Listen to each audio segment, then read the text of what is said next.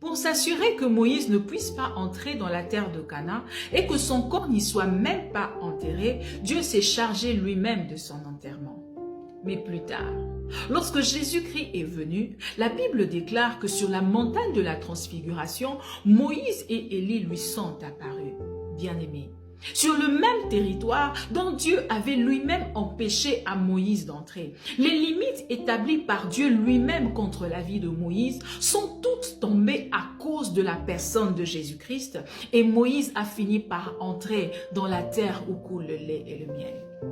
Mon frère, ma sœur, si les frontières établies par Dieu lui-même sont toutes tombées à cause de la parfaite personne de Jésus-Christ, à combien plus forte raison celles établies par les hommes dans ta vie? Quel est ce milieu? Quel est ce territoire dont Jésus ne puisse te faire entrer?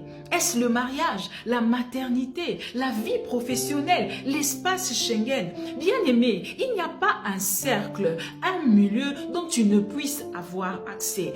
Tout dépend de la clé que tu utilises pour y entrer. La Bible dit que Moïse avait supplié Dieu de pouvoir entrer dans la terre de Canaan. Mais ses supplications, ses sacrifices n'avaient rien pu changer. Dieu dit de lui qu'il était l'homme le plus patient de la terre. Mais toutes ses qualités n'avaient pas pu lui donner accès à la terre de la promesse. Mais au nom de Jésus, à cause de la personne de Jésus-Christ, Moïse a fini par avoir accès à des portes dont Dieu lui-même faisait barrière. Bien-aimé, quelle clé utilises-tu pour accéder au mariage?